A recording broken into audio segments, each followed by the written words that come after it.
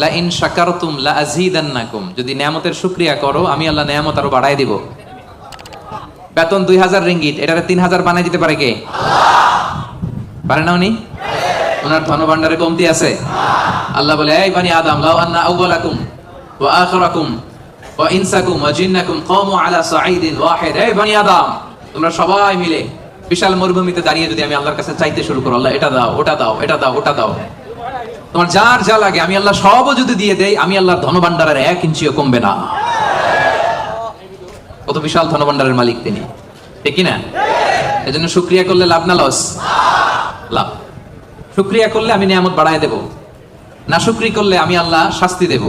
ইন্না আযাবি লাশাদীদ, আমি আল্লাহ সব সময় ধরি না ধরলে, ধরে ধরে ধরে না ধরলে আল্লাহ সব সময় ধরে না ধরলে ছাড়ে না। এজন্য শুকরগুজার হবেন, কমপ্লেইন করবেন না এটা নাই ওইটা নাই, টাকা নাই, বাড়ি নাই, গাড়ি নাই, সুখ নাই, সুন্দর বউ নাই, বেতন নাই, পাসপোর্টে ভিসা নাই, আমার কিচ্ছু নাই, এরকম একদল আছে না? নাই, খালি কয় নাই। কিন্তু কত কিছু যে আল্লাহ দিয়েছে ওইটা লিস্ট করলে লিখেও শেষ করতে পারবো না, ঠিক কি না? আপনি টাকা চান, বাড়ি চান, গাড়ি চান, সুন্দরী বউ চান, এটা চান ওইটা চান। আপনি যদি ক্যান্সারে আক্রান্ত, ক্যান্সার একটা রোগ আছে না, দুরারোগ্য ব্যাধি, ক্যান্সারে আক্রান্ত কোন রোগীর বেডের সামনে যে দাঁড়ান, দেখবেন যে আহা কি কঠিন অবস্থায় সে আছে।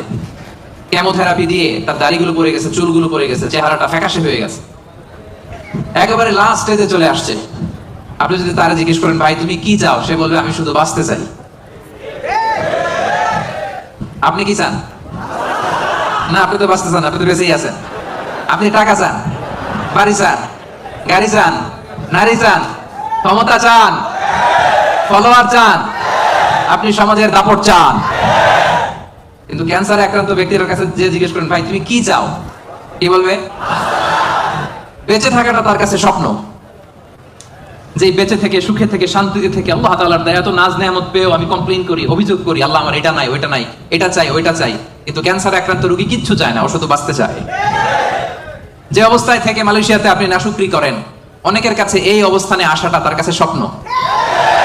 রাত জেগে তাহাজ্জুদের নামাজ পড়ে আল্লাহর কাছে দোয়া করে, আল্লাহ মালয়েশিয়া যদি যাইতে পারতাম, ঠিক না? এই যে নতুন কলিং হয়েছে, আসবে না অনেকে? আহা, পাসপোর্ট দিয়ে রাখছে, ভিসা হয় না, দেখবেন রাত জেগেও কাঁদে যে মালয়েশিয়া একটু আসতে চাই। কিন্তু আপনি এই মালয়েশিয়া থেকে খেয়ে পরে সুখী না, হ্যাপি না। তার মানে আপনি যে অবস্থানে থেকে অসুখী, এই অবস্থানে আসাটা অনেকের কাছে স্বপ্ন। কথা ঠিক কিনা? এজন্য প্রিয় ভাইরা, আজকের প্রথম take away message. Take away message মানে এমন মেসেজ যেটা সাথে করে নিয়ে যাওয়া যায়। আপনারা কি টেক অ্যাওয়ে বলেন না বঙ্কোজ? হ্যাঁ, বঙ্কোজ। বঙ্কোজ মানে কি?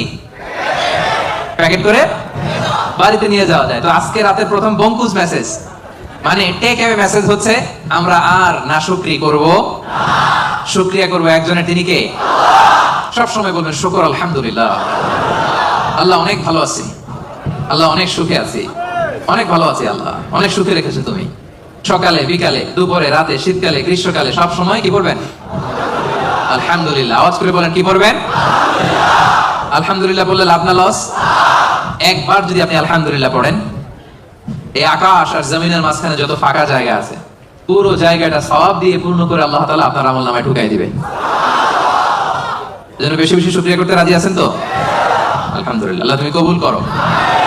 তাহলে the first and foremost message, takeaway message or the Bongku's message tonight is, we'll praise to our Lord, we'll say alhamdulillah in every time, in every situation in our life, ঠিক কি না?